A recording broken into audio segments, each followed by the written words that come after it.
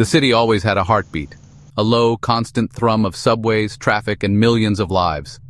But on this day, the heartbeat became a death rattle. It began with a shudder, a tremor that ran through the steel giants we called home.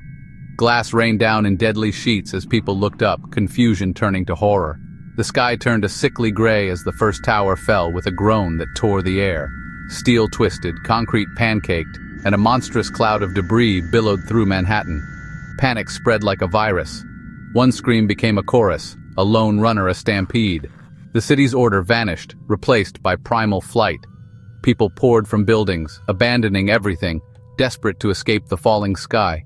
The city grid became a trap, every street a choke point, every intersection a vortex of desperation. In those moments, the city broke. 8 million individuals fighting for breath.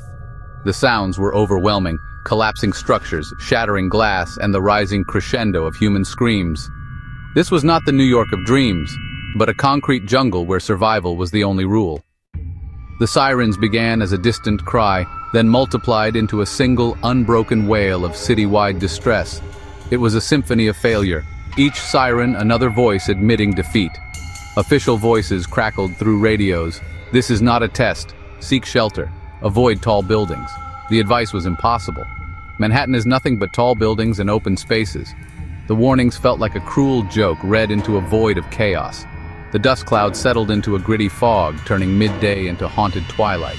Emergency lights pulsed through the haze, not as beacons of hope, but as markers of impassable streets and trapped first responders. The city's saviors were swallowed by the disaster they tried to fight. The ground trembled with aftershocks, each one sending new waves of panic. The air tasted of metal and burnt electronics. Every sense was assaulted. Fear was visible in every wide-eyed stranger. The Symphony of Sirens was the relentless soundtrack to the end. When the world breaks, the mind follows a terrifying script. First, disbelief. People freeze, unable to process the impossible. Then denial shatters and flight takes over. Adrenaline narrows focus to escape. Social conditioning vanishes. People push and shove, driven by instinct. Panic becomes herd behavior. One person's fear amplifies another's, creating a stampede. The crowd becomes a single, mindless force, crushing anything in its path. In New York, the environment amplifies this. Canyons of buildings channel panic. Density turns movement into a crush. Survival psychology is brutal. Those who hesitate are consumed by chaos. The fastest to react, who suppress the freeze and move decisively, survive. In disaster, you are no longer an individual, but a cell in a terrified organism. The city's density and verticality turn panic into a force of nature. Escaping a skyscraper is a race against physics and fire. Elevators are death traps. The only way out is down the stairs. Stairwells become vertical funnels of smoke, debris, and panic. Stay low, cover your mouth, and move steadily. Pushing only creates deadly log jams. Form a human chain, communicate, and keep moving.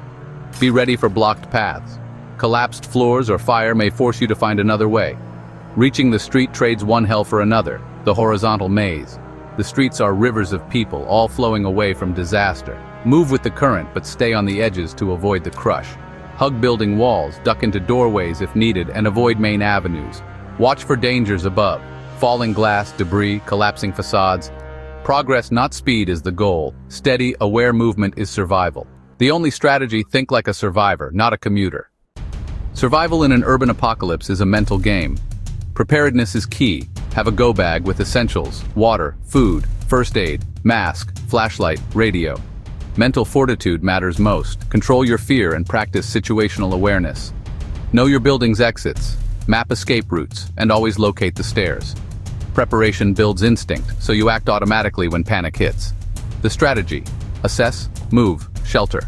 Assess danger, move with purpose, and seek shelter away from crowds and tall structures. Head toward water or lower density areas for safety. Survival means adapting. Society's rules may vanish, and hard decisions are required. Cooperate when needed, but rely on yourself. Those who prepare, adapt, and navigate with purpose will see the dawn of whatever comes next.